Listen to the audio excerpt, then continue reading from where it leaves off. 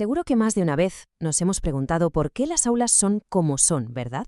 Bueno, pues hoy vamos a hacer precisamente eso, un viaje increíble por la historia de la educación para entender paso a paso cómo hemos llegado a la forma en que se aprende hoy en día. Y para empezar, vamos a plantear una pregunta que es en realidad el eje de todo esto. ¿De qué manera los grandes acontecimientos mundiales, ya sabes, las revoluciones, las guerras, las nuevas corrientes de pensamiento, cómo acaban cambiando lo que pasa día a día dentro de una clase? Vale, pues nuestro recorrido nos va a llevar desde el inicio de la Edad Moderna, allá por el siglo XV, hasta la era de las revoluciones. De ahí saltaremos al siglo XX y terminaremos en el mundo globalizado en el que vivimos. Venga, que empezamos. Y nuestra historia arranca más o menos en 1453. Es un momento clave, porque el mundo medieval empieza a quedarse atrás y da paso a la Edad Moderna, y con ella, claro, llega un cambio de mentalidad brutal. A ver, el primer gran cambio de paradigma es el humanismo. Se pasa de una visión totalmente teocéntrica, donde Dios es el centro de absolutamente todo, a poner el foco en el ser humano. De repente, se empieza a celebrar el potencial de las personas, la razón, la vida aquí en la Tierra.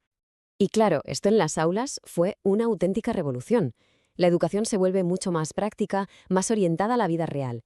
El objetivo ya no era solo formar teólogos, sino desarrollar a la persona en su totalidad, que supiera de ciencia, de arte, de cultura clásica, vamos, una formación integral.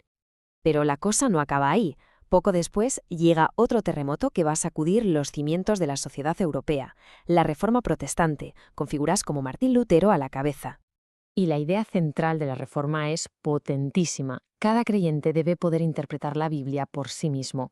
Esto plantea una pregunta clave. Si la salvación depende de que cada uno lea e interprete por su cuenta, ¿qué hace falta sí o sí para toda la sociedad? Da igual si eres noble o campesino. Pues la respuesta es que todo el mundo sepa leer. La alfabetización masiva.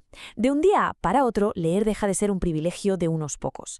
Y es curioso, porque un movimiento puramente religioso acaba casi sin quererlo poniendo la primera piedra de lo que hoy conocemos como la Escuela Pública Universal.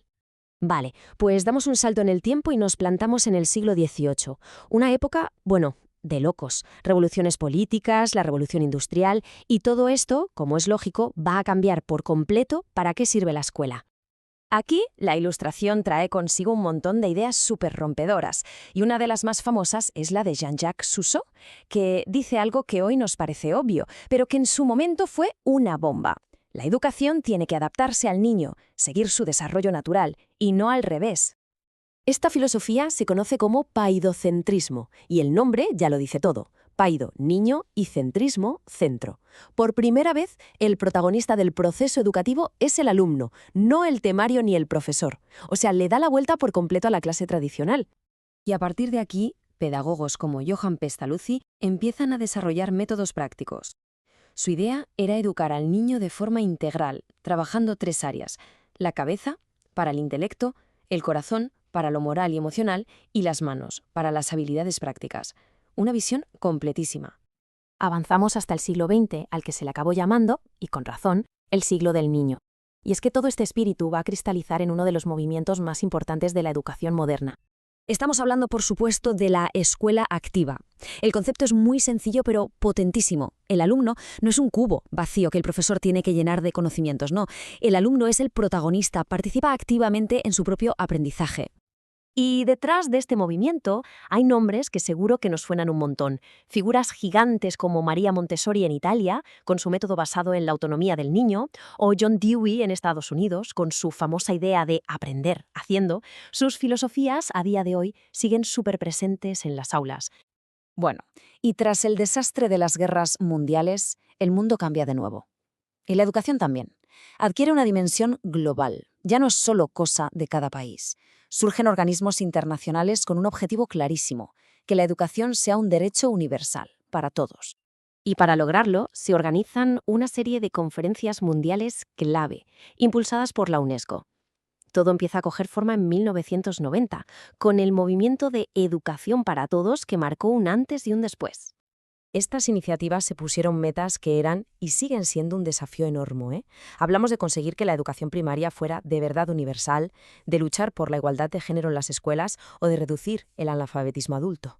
La educación definitivamente pasaba a ser un asunto global. Uf, menudo viaje. hemos recorrido un montón de historia. ¿Qué tal si ahora, para asentar un poco todas estas ideas, hacemos un pequeño test? Son solo unas preguntas rápidas para ver qué se nos ha quedado.